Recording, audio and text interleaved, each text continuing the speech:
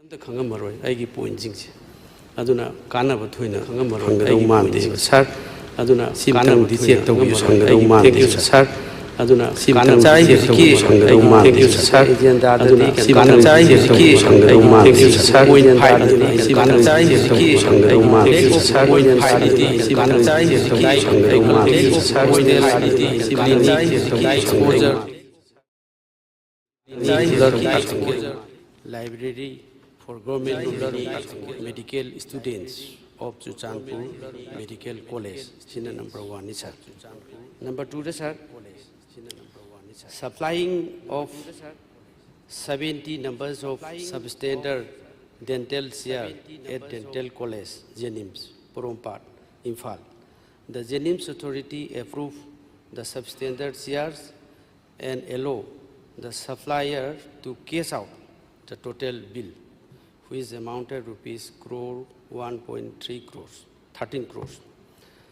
Sir, number 3, violation of right of 4,043 ASHA workers 4,043 gi makoi gi National Health Mission gi makha da leiba 24/7 gi thabak tawjaba mayam sing si right sing si matpi haiba sima number 3 da sir. Number 4 da sir aikoigi district hospital Jiribam si masi lack of medical staffs na maram oirkanda problem thohalle haiba sigi si medical se yamna phajana thangatchabani sir sarna masi ayaba pibi damak thagachari sida hanna thamjage sir. Sir hujiki Chuchanpur Medical College ki students si makoi si yamna merit leiba government gi nominee ngakhtani masigi se sir irang si thokhiba matung degi di aduki matik problem si yamna afaba satra singsida makoi da thengnare hojik se sir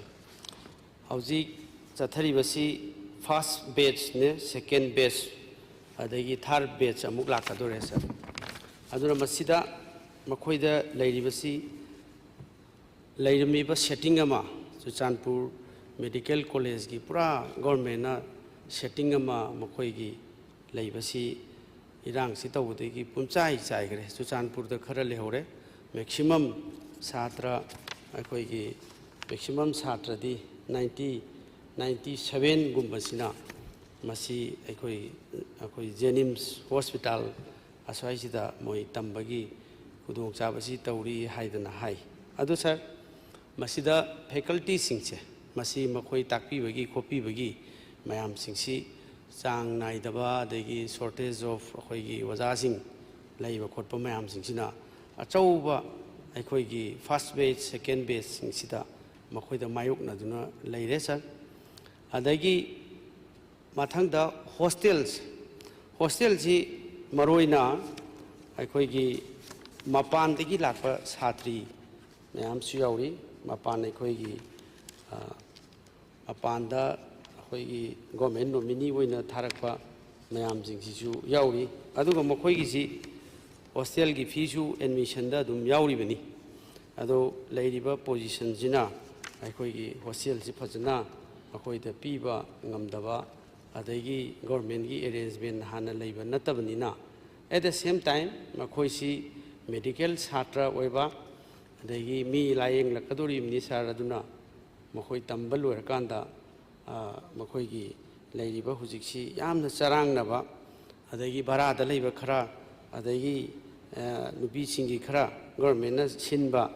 adugumba mayam singsi amaga pau phaunadaba academic atmosphere da solakpa sugumba mayam amasu leire sa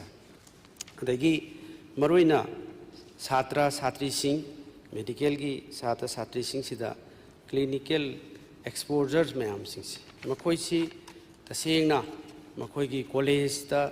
tamdana makoi gi settle loiba setup fajana tawraba college sida tambada makoi gi clinical exposure haibidi hospital sing da sir moi ji satra sing si akoi gi mayam anaba mayam sing si tauba adagi anaba mayam sing yeng ba khotba si tamdorimni makhan gi anaba sing si hojik si Jenims su makoi masagi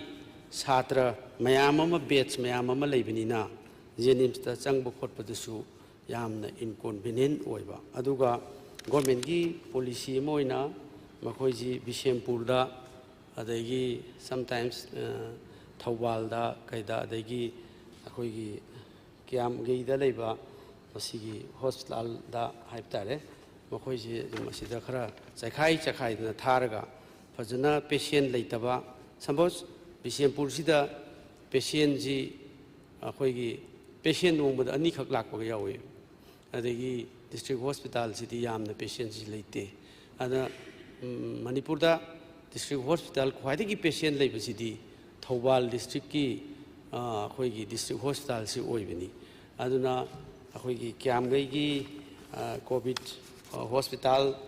अदगी बिशेमपुर की district hospital मसीदी अखोइ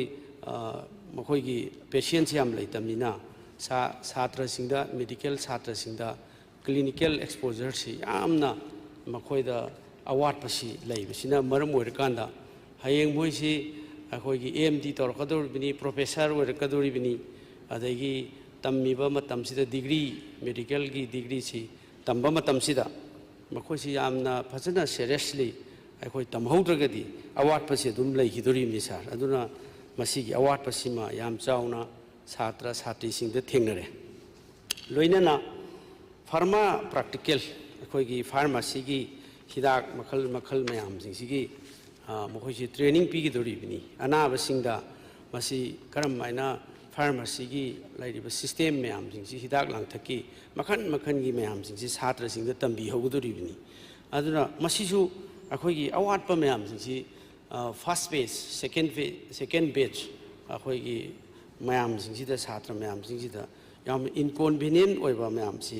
अखोइ लाकलकपा हाइतारे sir अदगी at the same time मखोइसी regular practical medical छात्र सिंगदी अनमना practical की थबक सिदी यामना कनखरे अदुना मखोइ तंगाइ फदब लई अदु मसीसु जेनिम्स की मसागी लेजबनिना अदगी छात्र सिंगदु मादगी जगह कोनदब इंस्ट्रूमेंट मयाम सिंगजी कोनरक्तबा लैब मयाम सिंगजी कोनरक्तबा खोलक्तबा मयाम सिंगजी अवाबसी इंथोकना मखोइ मकोक्ता मखुट हापा हैबदु तारे याम वाबा मयाम लेरे and at the same time sir library for the government nominee medical students Churachandpur की सी मरुइना मखोइगी लाइब्रेरी सी अखोइगी हाना कॉलेज अमगी कैपेसिटी दुदा अतोप कॉलेज अमगी कैपेसिटी म हापसलकांदा मखोइगी लाइरिक पाबगी लाइरिक की मखल मखल मयाम सिंग येंगबदा असै कॉलेज अमदा कॉलेज अनिगी अखोइगी कैपेसिटी हेंगलकपा हाइबसी इनकन्वीनियंस अदुम थोक्तुना लेरबा हाइब तारे सर अदुना मरम ओइरकांदा मसीगी अचौबा मायोकनबसिंगसे लेरे अदुना सर अखोइगी मखोइदा लेरिबा अदगी एट द सेम टाइम मखोइगी छात्र छात्री सिंगी पेरेंट्स सिंगीसु यामना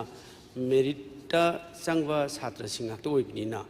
ममा पापा सिंगी यामना वाजबा मचा सिंगी आदि अतोपा मफमदा फबा इंस्टीट्यूशनदा अतोपा यामना मफमदा तमहौब्रसु तमहौदा सिदा चुरचानपुर सिदा तौहिबदगी इरांग थोकिबि लाइबक थीबनी अदु तारगसु मरुइना मसी मेडिकल छात्रंग हाक्तो ओइबनिना चुमना बीएगी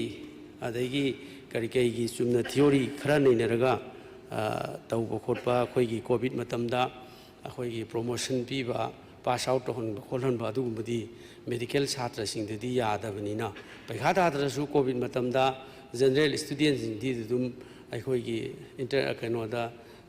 इंटरनेट तौरा खोलगा आदि ऑनलाइन दा पैखा थार खोला दुम पास तौनकिबसु याई अदु यावी अदुगा मेडिकल छात्र सिंगदमक्तदी यामना चौबा प्रॉब्लम सी हुजी मचादगिना चौबा मयाम सिंगसी यामना लेरे अदुना मसी क्रमाइ तौना सॉल्व तौबिगेदगे मखोइगी हाइबा बैच 1 अदई से first batch second batch third batch अमुक लाकदोरे अदु मसीगी सी मागी बर्डन मयाम सिंगी हंजलै छात्र सिंगी चरांगनबा से यामना अलार्मिंग ओइबा पोसी लेरे सर अदुना आइगी मसिदा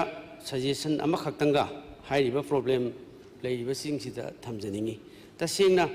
reality of the present situation ꯑꯩꯈꯣꯏ ꯃꯁꯤꯗꯩꯁꯤꯗ ꯃꯈꯣꯏꯅ ꯀꯤꯌꯥꯝꯒꯩꯒꯤ ꯀꯣꯚꯤꯗ ꯁꯦꯟꯇꯔꯁꯤꯗ ꯂꯩꯕ ꯇꯝꯕ ꯈꯣꯠꯄꯁꯤ ꯑꯣꯖꯥꯁꯤꯡ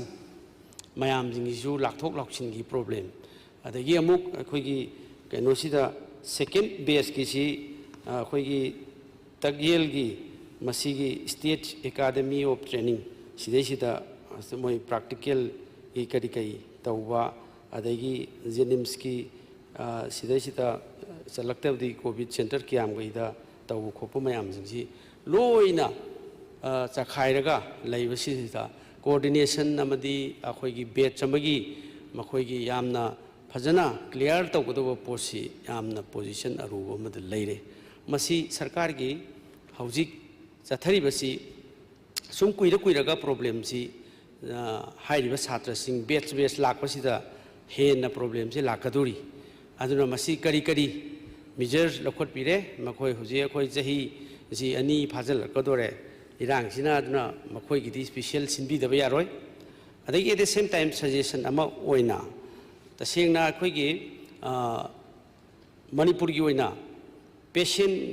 पॉपुलेशन जामना लेबसे अइना सजेशन अमा तौजबा यारगदी the concerned minister na concerned government sina taubiba targadi hariba अखोइगी मणिपुरदा यामना पेशेंट पॉपुलेशन हाइबतारे अनाबा याम लेबसी मसी थौबान डिस्ट्रिक्ट हॉस्पिटल सु अमने जगह सु यामना लेबा अदगी मखोइगी लैब की करी की facilities यामना well equip ओइबा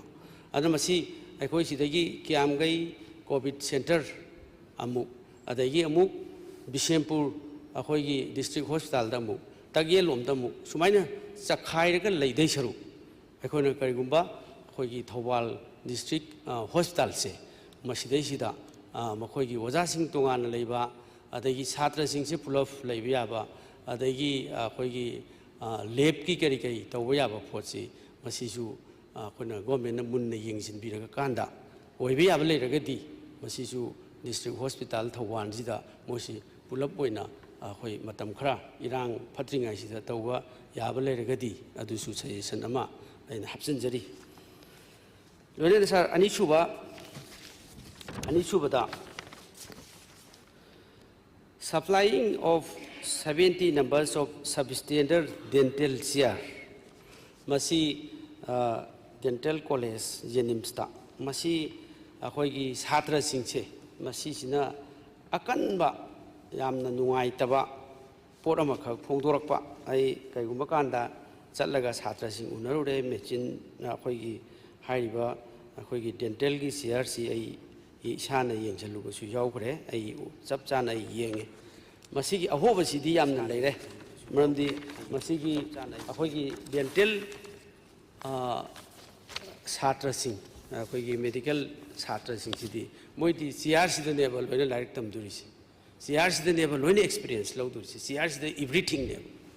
sumna topada field visit habi jabi amata leite CR sida everything yagi thabak mayam sing si अखोई मई की लाइटिंग की सेंसिटिविटी की अदगी तोंगान तोंगान बस CR सी लोइना एवरीथिंग इंस्ट्रूमेंट मैम से लोई यावरीबनेब अद CR मीन से अखोई CR सी सब स्टैंडर्ड ओइब लुपा लाख अमा पीब CR सी लुपा लिसिंग कुन पीब 10 कुंथ्रा पीब पोट अमा खक CR अमा थोकलोना मसु ममेन से संजले हरेरगा ngसाई मागी फैसिलिटी से सुदब पोसे तोलोना सप्लाई तौसले अदुना मधुदा छात्र सिंगसिदा कॉलेज की छात्र निना अखोगी ngaktangi पेशेंट खरा येंगा थलों थादोपदु नतबनिना छात्र सिंगसिदा ममुत ताना एंगल सुना कॉर्नर सुना तमगदबसि अखोगी CRC सब स्टैंडर्ड रोइबनिने लोइना अखोगी याद्रे अदो मसिदा अखोने सम आइना थेंगनजरकपदा हाइबतारे मसिगी फाइबर ऑप्टिक हैंड पीस मसीसु सिनब यादव अदगी फाइबर स्केलर सिसु यादव याउदव CR सिमदा CR सिदैसिदा एवरीथिंग हाइसिनेबा डेंटल अखोगी छात्र की दमक्तदी अदगी अमुक अखोगी मागी CR सिगी योट सिगी क्वालिटी से मसी एलोय ओइगदौसे मसी अखोगी सिंपल स्टील द रंग थज स्टील लब योट अमदा हेता ꯑꯩꯈꯣꯏꯒꯤ ꯔꯪꯁꯦ ꯇꯩꯁꯜꯂꯒ ꯑꯦꯂꯣꯏ ꯃꯥꯟꯕ ꯍꯥꯏꯇꯥꯔꯦ ꯑꯗꯨ ꯄꯣꯠꯁꯤ ꯑꯗꯨꯝ ꯑꯩꯈꯣꯏ ꯈꯤꯇꯪ ꯈꯦꯠꯇꯣꯛꯄꯗ ꯎꯔꯦꯕ ꯆꯤꯌꯥꯔꯁꯤ ꯑꯗꯒꯤ ꯑꯩꯈꯣꯏꯒꯤ ꯆꯤꯌꯥꯔꯗꯨꯗ ꯑꯩꯈꯣꯏꯒꯤ ꯗꯥꯛꯇꯔ ꯄ꯭ꯔꯣꯐꯦꯁꯔꯁꯤꯡꯁꯤꯅ ꯐꯝꯃꯒ ꯁꯥꯇ꯭ꯔꯁꯤꯗ ꯇꯥꯛꯀꯗꯕ ꯃꯁꯤ ꯑꯩꯈꯣꯏꯒꯤ ꯂꯝꯕꯔ ꯍꯥꯏꯕ ꯇꯥꯔꯦ ꯃꯁꯤꯒꯤ ꯄꯟꯆꯔꯁꯤ ꯌꯥꯎꯗꯕ ꯗꯣꯛꯇꯔꯁꯤꯡꯒꯤ ꯃꯥꯒꯤ ꯇꯨꯜ ꯀꯩꯀꯩꯁꯤꯗꯤ ꯇꯥꯛꯀꯗ ꯈꯣꯠꯀꯗꯕ ꯗꯥꯛꯇꯔꯁꯤꯡꯁꯤ ꯑꯣꯖꯥꯁꯤꯡꯗꯨꯅ ꯂꯩꯔꯒ ꯇꯥꯛꯀꯗꯕ ꯈꯣꯠꯀꯗꯕꯁꯤ ꯆꯤꯌꯥꯔꯁꯤꯗ ꯑꯦꯇꯦꯁ ꯇꯧꯒꯗꯕꯗꯨ ꯌꯥꯎꯗꯕ ꯑꯗꯒꯤ ꯂꯩꯔꯤꯕ intensity of the LED light magi light si akhona kapa kanda sum ngakhtang lera tamna tamna ngan baga hingal ka dawsi madugi intensity do madugi LED si da yaw do bai tare adum suim ta kanda sum da normal bulb tang lo taklo ngal laga leiba adan sai yamna akhoi gi ya manung si da kapsal laga mai intensity si sum tam tam tam tam hingal kanda manung gi si phau no u dawsi masi dum bulb ama dum ngan ni mai ngal ena adum isam samna leiba hai tare adum masi pura substandard oibagi leiba adum masi gi matang sida principal of medical dental college gi Dr. Nidhas D. Hayes koba masina ahan bada port si supply toropada astic dent traders koba UP dagi amana supply toba masi supply toba si the principal sina Dr. Nidhas D. Hayes koba sina port si phajana phange haidana soi amuk tok thoga port si paisa si kai thokre aduga CR si lowre ani suba next kainoma da chhatra singi complaint myam si lakpada masigi dental CR se quality oidre medical chhatra singna masigi dental CR si tamdana hairoi akhoi khangba yauraroi chhatra nina haidana complaint lakpadagi akhoi gi committee ba semaga akhoi gi port sigi inspection nama taweba masigi investigation tawasida hairiba sem akhoi gi principal si sina substandard oire haidana Jenims ki huziki dental college ki authority mi manga taruk na soi tawda amuk principal si ju substandard oi haibi soyam ko tawsale masi kari justice tawdage aduna akhoi gi through akhoi honorable speaker through da masi sie sing sing on loi lei dental chhatra singna pirakwa oja sing sina pirakwa mayam si akhoi han bagi si yamna standard oire na receive tawgi 70 CRC tawre adagi again I repeat tawje sigi akhoi gi substandard oire ai ju professor manga principal siga tharga taruk sina substandard oire si pire masi yengbiba dum yani anu kari action lokhat bidori college singi chhatra singi oiba potnina masidi yam serious concern oi maramdi achauba karor gi project natrasu karor gi project natrasu chhatra singi magna hamuk tambal werakanda mi amuk yenga kadurimne aduna standard si darkar lei experience darkar lei adagi munna mamutana chhatra singda tambibam darkar lei aduna masi quite still hairiba CR sing jamta sinaba yadana hairiba maduda yawgudaba tongan ba equipment mayam sing amate yawduna lei masi loinamak 70 CR se sindok piu nauna aduga karigumba madu department sina khangna chana bo obidagi action lobong amte harigaju CR se muk sindok piu boloi machine demand tawjari aduna masigi sima serious concern tawbiu satra jingi oiba poni haidana ina thamjari mathang da sarai gi demand si sarai namarak ta thechari amuka na ai gi si department da thau damnina honorable speaker na 99% di masi assure tawbiu yengjan biu aduga masi concern department da ina yamna maru oibang haktani honorable speaker na masi yengjan digeni khali maramdi masi gi posting si akhoi gi concern department da ju honorable speaker na keno tawbiu haina thamjari sa ahum subadana manipur da leiba asasi health ki makha da leiba national health mission sigi makha da leiba se punna 4043 mukni masigi asasing ji leiba moigi service di 24/7 ahingda problem am thokla su ꯈꯨꯡꯒꯪꯗ ꯑꯗꯒꯤ ꯂꯩꯀꯥꯏꯗ ꯊꯣꯛꯂꯛꯄꯅꯤꯅ ꯃꯤꯔꯣꯟꯕꯤ ꯑꯃ emergency ꯂꯥꯛꯑꯣ diarrhoea ꯑꯃ ꯇꯧꯁꯜꯂꯣ ꯑꯍꯤꯡꯗ ꯑꯗꯨ